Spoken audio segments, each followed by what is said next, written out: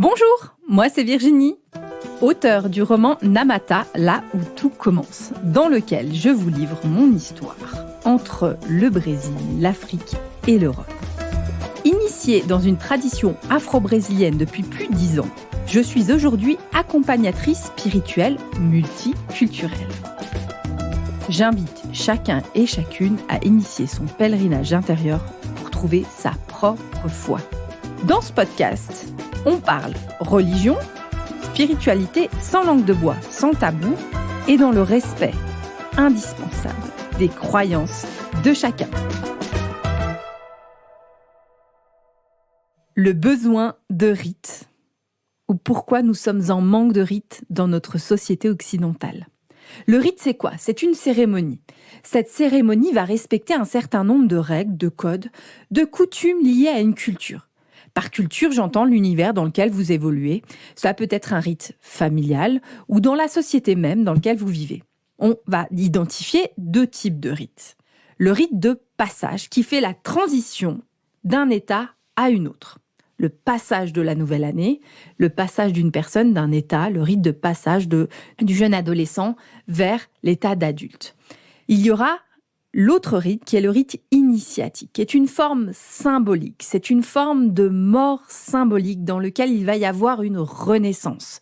Vous n'êtes plus le même dans votre communauté avant et après. Et là, on aura souvent des rites initiatiques religieux, qui peuvent être aussi des formes de rites pour accéder à la prêtrise, pour vraiment un changement radical de statut de votre personne. Vous pouvez même prendre un autre nom à ce moment-là. Votre communauté va vous reconnaître sous une autre forme.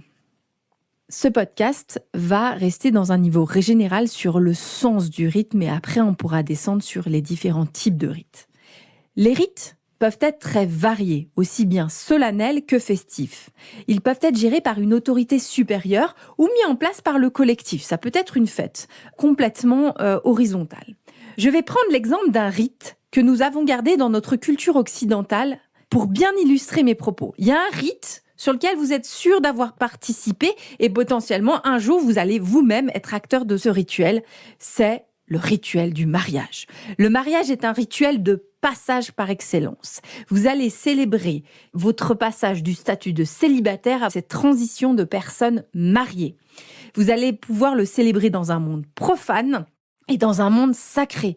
C'est un rituel de passage pour 2 individus qui passent de l'état de célibataire à celui de couple unissant 2 familles. Le mariage civil, c'est le rituel qui va conférer au mariage une dimension administrative. Ce rite de passage va changer les statuts de l'individu et ce dans sa vie profane. Le mariage qui a dans ce lieu de culte n'aura pas d'autre vocation que de régir les fonctions administratives et légales des 2 individus. Dans un espace sacré, c'est-à-dire dans une église, le mariage va prendre une toute autre dimension. Il peut être un mariage laïque dans la nature, il peut être dans une église, dans une communauté, dans une mosquée, dans un espace religieux. Et là, c'est une autre dimension, c'est une bénédiction que le couple reçoit d'une autorité plus grande que soi. Le couple reçoit cette bénédiction pour que l'union soit portée par une autorité supérieure, par une autorité divine. Et j'entends même dans la partie laïque, on s'en remet quelque chose, même dans les unions laïques. Il peut être parfois difficile de faire la différence entre le sacré et le profane. Mais qui n'a jamais ressenti une émotion particulière en entrant dans un lieu sacré, dans une église, dans un espace de la nature qui a été sacralisé, dans une cathédrale, dans une mosquée ou dans une synagogue ? Ce sont des lieux où il se passe quelque chose, où on ressent vibrer une énergie. Pourquoi avoir besoin de rites ? Justement pour remettre du sens et de la valeur dans notre quotidien, dans une vie devenue quasi uniquement profane, où le sacré est quasi absent. Pour celles et ceux qui ne pratiquent pas régulièrement une forme de spiritualité, quelle qu'elle soit, indépendante des religions, on ne marque presque plus les grandes étapes de la vie. Hormis peut-être le baccalauréat et peut-être le permis de conduire et parfois la prise d'un poste. On va célébrer peut-être le mariage et le divorce. Donc aujourd'hui, par rapport à ce rite, les questions que moi je t'invite à te poser, c'est Est-ce que tu as marqué correctement les moments de ta vie? Est-ce que tu as célébré correctement les étapes qui ont marqué des transitions dans ta vie? Est-ce que tu as marqué tes morts spirituelles et symboliques et toutes tes renaissances? Es-tu en quête de sens? C'est fort possible, et même si tu n'en es pas parfaitement conscient, c'est possible que ces questions t'interpellent. Comme je l'ai dit dans un précédent podcast, moi je me suis mariée avec un homme originaire du Burkina. Dans sa culture racine, de ce peuple racine, c'est-à-dire une culture qui est encore reliée à des rites anciens, des rites ancestraux. Il reste aujourd'hui de nombreux moments dans l'année où des fêtes collectives et des rites sont célébrés à l'échelle du quartier, du village, et ce dans différents lieux de culte. On marque encore des moments de l'année. On marque le début de la chasse, on marque certaines périodes, on va encore célébrer nos défunts. Ces célébrations sont l'occasion de partage de repas et de musique. Dans ces moments, la musique est forcément sacrée. Les percussions, les rythmes ont un objectif. Ils créent un espace où il y a une communion dans un espace sacré. C'est-à-dire qu'on est hors du temps, hors du quotidien, hors de la vie profane, hors de notre routine, hors de notre quotidien. C'est dans ces moments sacrés que peuvent s'opérer un espace de libération et de paix intérieure.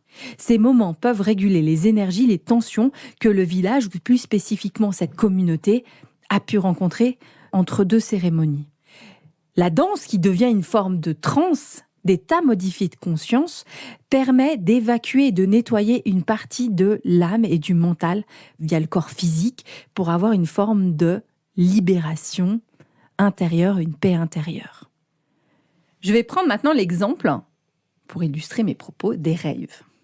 Les raves sont des fêtes en extérieur, souvent non autorisées, avec de la musique électro et un petit peu de substances illicites.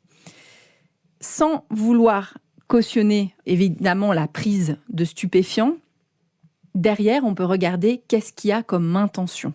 Se retrouver en nature avec de la musique qui peut mettre dans des états de transe et utiliser des substances pour avoir un état modifié de conscience. Je suis fondamentalement convaincue que les rêves sont une quête d'état de communion entre une communauté avec une forme de transe qui n'est plus pratiquée dans notre culture occidentale. Nous avons depuis trop longtemps perdu le contact avec nos racines païennes, l'ensemble de nos rites, de nos fêtes, de nos racines animistes, de nos racines qui honoraient la nature, les passages des saisons et une forme de culte des ancêtres. Les personnes qui pratiquent les rêves vont faire une quête d'état modifié de conscience, sachant qu'elle n'est plus enseignée, elle n'est plus transmise. Donc là, on est dans un cadre qui devient potentiellement dangereux et désacralisé d'une prise de psychotropes et d'état de transe non encadré.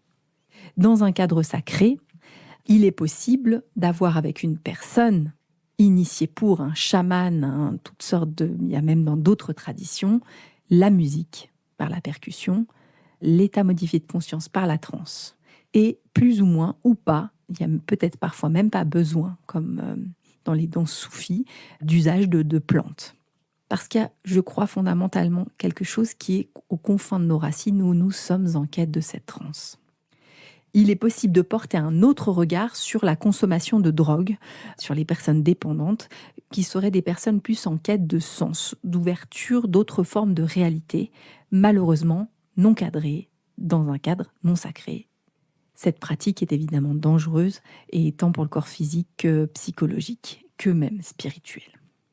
Je vais prendre l'exemple du travail de Pierre-Yves Albrecht, qui est docteur en anthropologie, psychologue et thérapeute. Il a fondé en Suisse les centres thérapeutiques des rives du Rhône. C'est un centre qui accueille des personnes dépendantes. Cet homme a voulu regarder la marginalisation, la dépendance aux drogues et à l'alcool comme une quête inconsciente de sens. Il a donc regardé sous le spectre de la philosophie. Dans son institution des rives du Rhône, lui et ses équipes ont réussi à sortir des centaines de personnes qui n'avaient plus d'avenir à une vie qui a du sens. Pour ce faire, il a travaillé sur 3 aspects de notre personnalité, 3 formes archétypales, et bien que nous ne soyons pas des personnes dépendantes au point d'être marginales, nous avons tous des formes de dépendance. Nos dépendances peuvent être à la cigarette, à l'alcool, au café, sans être très excessif. Ça peut être aux jeux vidéo, à Netflix, à l'Internet et en grande partie à nos téléphones.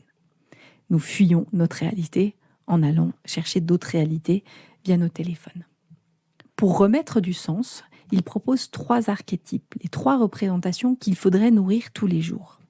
Nous pouvons nourrir le sage qui est en nous, lire des livres, ce qui va nous nourrir intellectuellement, ouvrir un espace de culture, dont le but c'est d'ouvrir évidemment notre conscience et notre connaissance, de répondre à des questions que nous pouvons nous poser. En fait, dans notre quête de sens profond, pourquoi suis-je ici? Ai-je une mission? Quel rôle puis-je jouer pour améliorer le monde dans lequel je vis? Pourquoi je suis là? Il y a ensuite l'archétype du jardinier. Le jardinier, c'est une invitation profonde à entrer en lien avec la nature de différentes manières, évidemment. Ça peut être de jardiner dans un espace, d'aller aider un agriculteur, d'aller se reconnecter aux différentes saisons de la nature, d'aller à la rencontre de cette fameuse nature qui a des cycles, qui a des rites. La nature, c'est la forêt, la nature, c'est la mer, la nature, c'est le désert, c'est les montagnes. Mais la nature, c'est aussi un platane en plein Paris, c'est des parcs. Et il est possible, en pleine nature, de pratiquer des rituels en observant les saisons. Par exemple, je vous donne l'exemple du podcast numéro 9 sur les éco-rituels, avec la proposition de rituels, d'éco-rituels en nature de Marianne Grazelli-Meyer. Évidemment, après, vous pouvez, si vous avez l'espace, cultiver le jardinier au sens propre du terme et aller faire votre potager ou aller planter des fleurs. Le 3e archétype, c'est celui du guerrier. C'est une invitation à prendre soin de notre corps physique. Il est possible de pratiquer un art martial, dans le sens guerrier du terme, mais sans aller si loin, il est aussi possible d'entrer en contact avec notre corps, car il est le support de notre densité, de notre matérialité. Il est indispensable d'en prendre soin. Sans devenir un adepte des arts martiaux, il est possible de pratiquer des disciplines telles le tai chi, le qigong, diverses formes de yoga, ou toutes sortes de danses justement où on revient dans cette dimension physique, qui peuvent aller des danses orientales, des danses africaines, mais aussi de la danse soufri.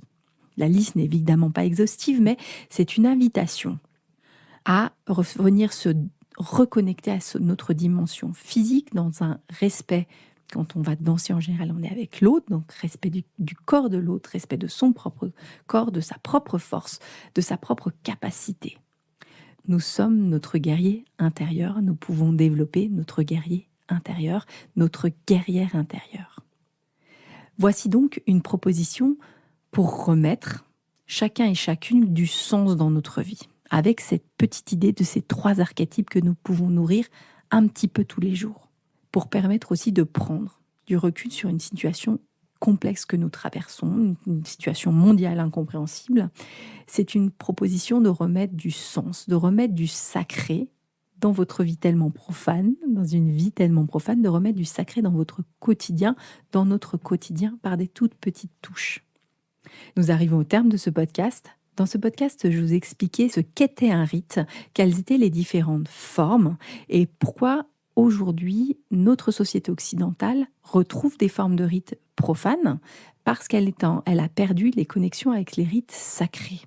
Et je vous ai invité, par l'exemple des travaux de M. Albrecht, à remettre par les 3 archétypes de votre sage intérieur, de votre jardinier intérieur, de votre guerrière intérieure, de remettre dans votre quotidien du sacré par le fait de nourrir le sage, donc de vous ouvrir par la lecture, par la poésie, par toutes sortes de formes culturelles, par l'art, pour vous reconnecter à une forme sacrée de la créativité et aller chercher en vous votre propre créativité, par la reconnexion à la nature, par l'archétype du jardinier.